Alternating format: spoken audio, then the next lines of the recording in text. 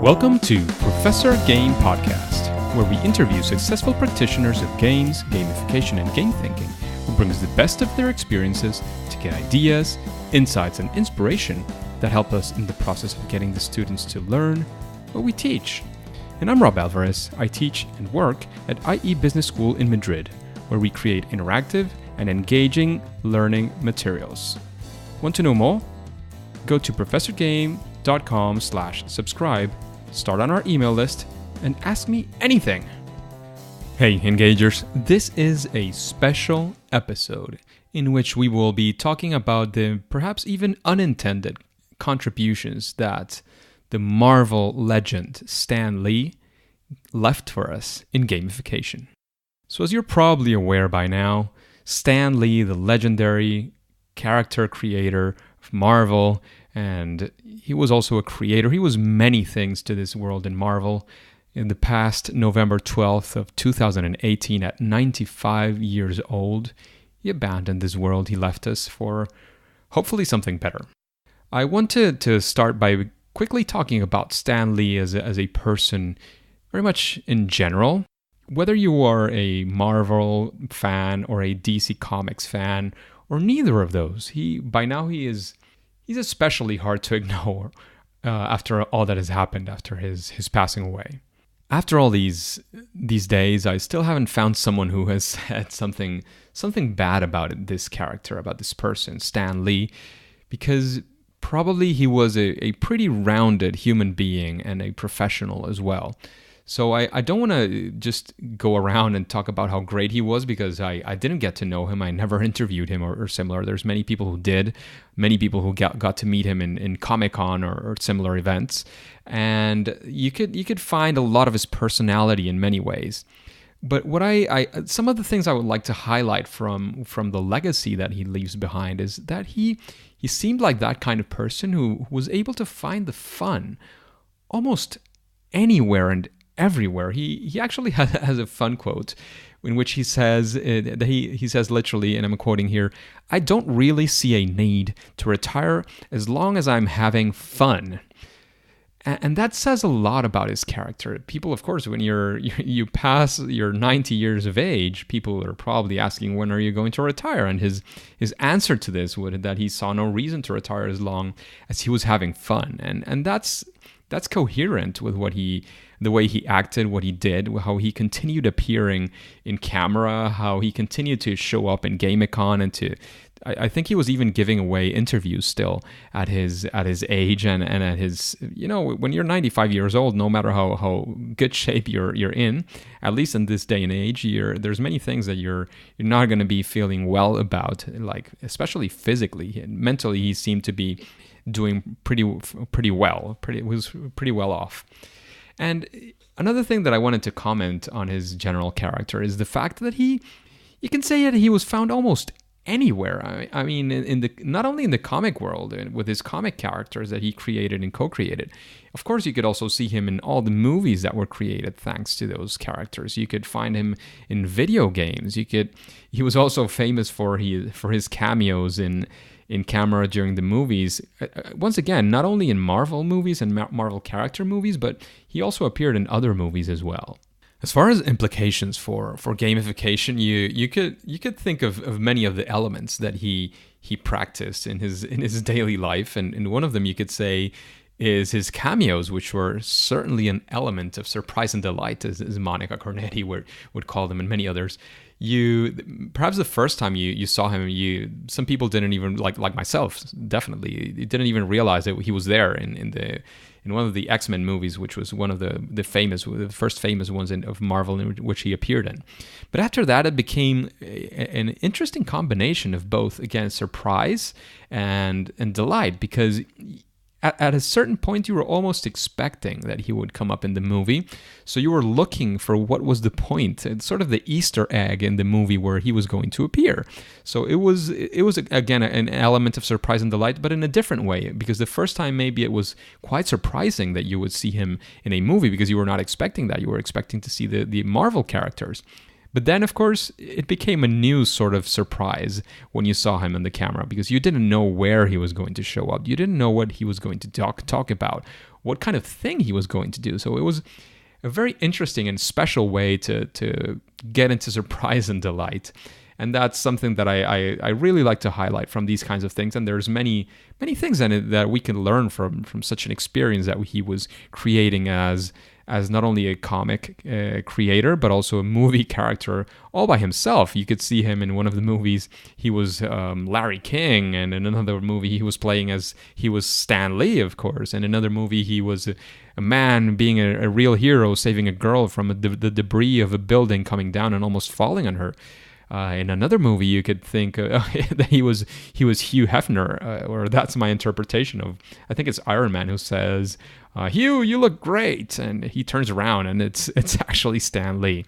So there's many places where you can find these cameos, and it's very it's a lot of fun. Once again, another very interesting element that I could highlight from his life and all the things that he did and that he created is, of course, he was a person who created all of these themes, these worlds, universe, and even multiverses that he created or co-created with other people. And that's a very important element when we are creating gamification, whether it's a very deeply immersive world that you're creating, or it's just some small elements that bring it all together. It's the creation of all these things that are brought together by a sort of a theme or something that runs through your whole design. In his case, everything was put together and related between comics.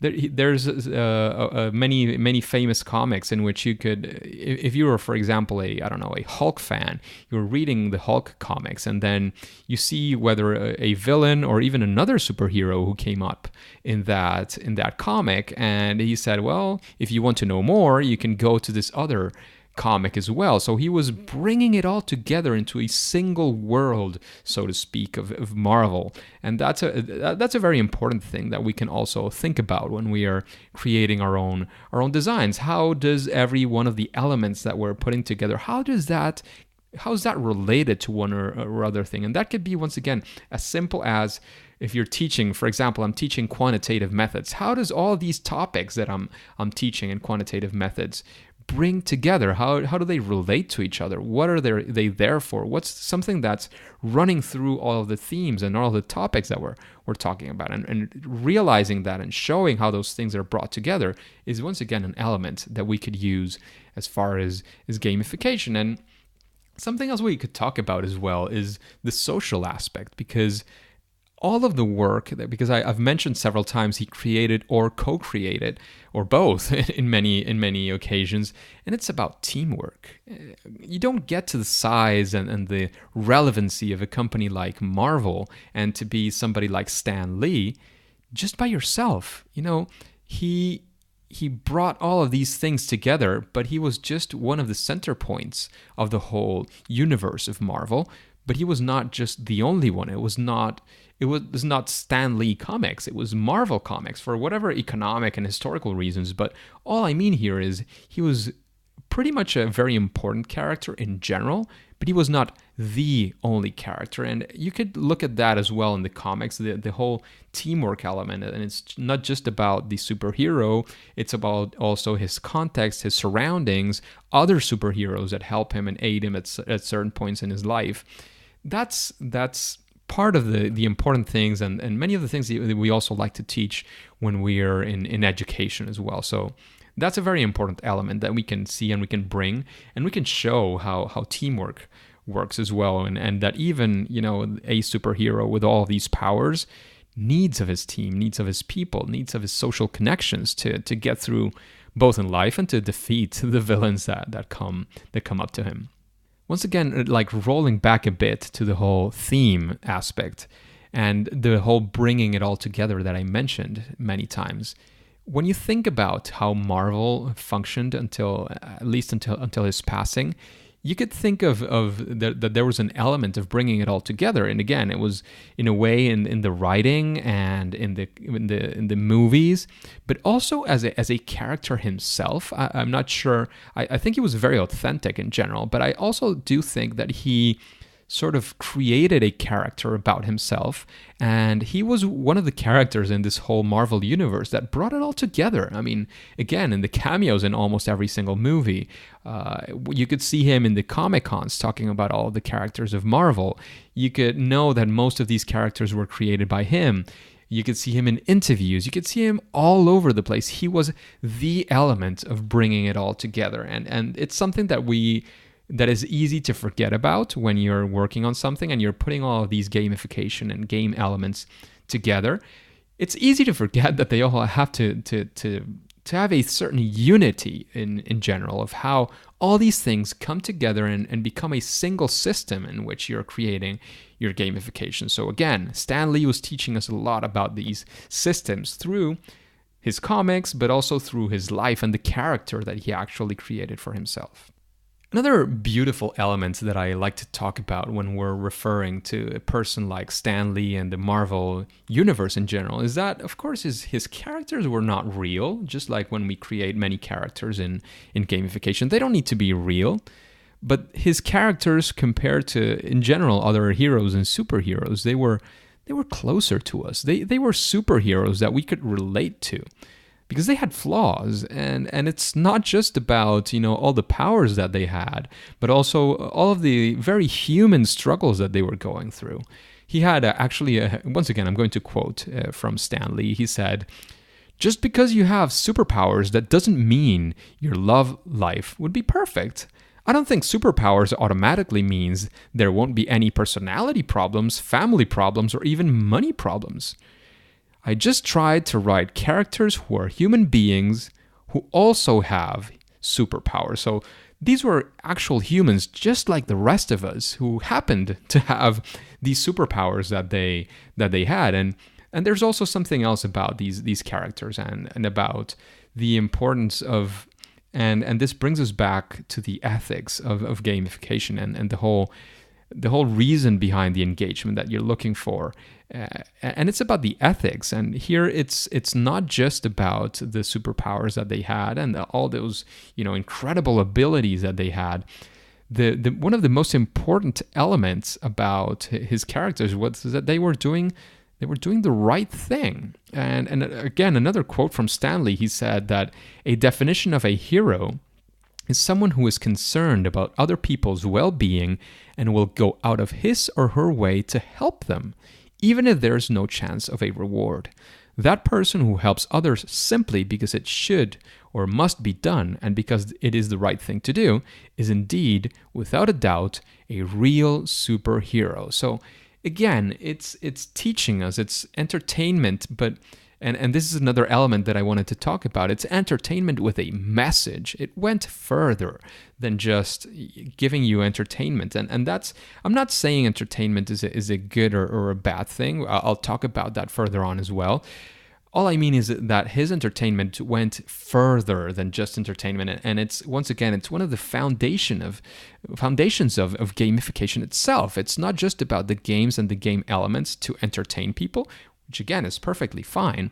But what we're trying to do with gamification is to use these elements for something else. And he used entertainment also to bring a message. The famous quote in Spider-Man, which is one of my favorite characters in Marvel, is that when Uncle Ben tells Peter Parker, who becomes Spider-Man eventually, he says, "With great power comes great responsibility." And that's the way that Spider-Man lived through the rest of his years. He had flaws, he committed many mistakes, but from that point onwards, when he realized that this phrase was not only true, but very important, it guided the rest of his actions as a superhero. And you could also cite and quote the way that he created the X-Men, and especially in the time when that was created and the context in which that was created in the United States.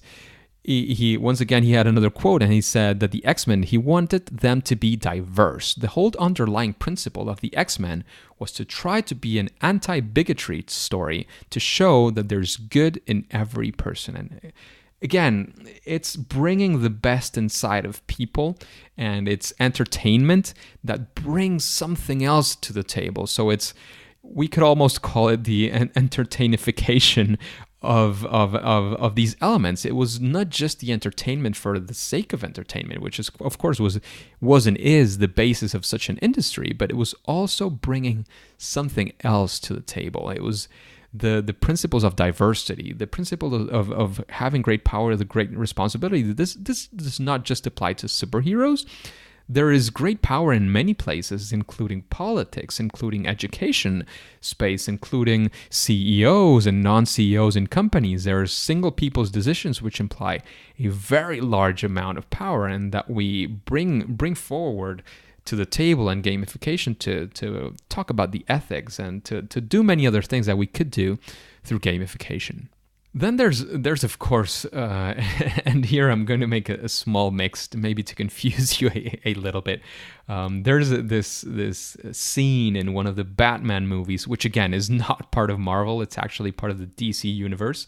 But I'm going to quote a character there, the Joker, who says, "Why so serious?" And he's talking about completely different things, but it just makes me remember of the fact that both in many of the worlds, and in education, in the business world, in politics, and many others, there's no you don't have to be completely serious, in the sense that it could be serious business and you have to treat it very seriously, but you don't have to do it with a serious face. And again, a quote from Stan Lee, coming back to the Marvel universe, and this is very, very, for me, I found it very profound, very, very, I don't know, very touching, that he says that he used to be embarrassed. I'm going to do the full quote. So he says, I used to be embarrassed because I was just a comic book writer, while other people were building bridges or going on to medical careers. And then I began to realize entertainment is one of the most important things in people's lives. Without it, they might go off the deep end. I feel that if you're able to entertain people, you're doing a good thing. And again, I'm going to take it even one step further than what Stan Lee did. You can, and to what he said actually, because he did a lot more, as we were discussing previously. Just entertaining people and getting them out of the usual is already a great thing that could be done, and that certainly was done through his very powerful messages in comics. But he not only did great entertainment, he also, once again, did entertainment with a message. And we can do gamification, or some people might want to say it's funification, of bringing the fun, or at least having tasks that are probably boring, or are tasks that people don't want to do, taking making them a little bit better, and not necessarily making them fun, as I was talking about with Greg Topo in the previous episode, but making them just a little bit better so that people feel better about themselves, about their jobs, about their roles, and about what they're doing. That is something that is worth doing, and that, again, could bring many consequences, whether it's in education, whether it's in the business world, that you get people to be more productive. In education, you get people perhaps with a better attitude to learn more and better, and that's something that is very, very good and very useful for today. And as in gamification, that we're trying to push the boundaries every day, and the way things are working, or at least that's my vision, and it's something that I think we should all be doing. In the 70s, he was also pushing the boundaries, because there was a certain level of censorship with comics. There was this, I'm not a comic connoisseur. I love comics, and I have many of them. I have even quite a few of them. I inherited this love from my dad, who gave me many of these comics and the love for these comics. But I'm not a connoisseur in general, so I don't know what the terms were back then. But he challenged the way that was going on, and he said, what, I'm not going to get the seal of approval from that association. I don't care. I'm still going to do comics, and I'm going to put through this message, this powerful message that I believe should be out there.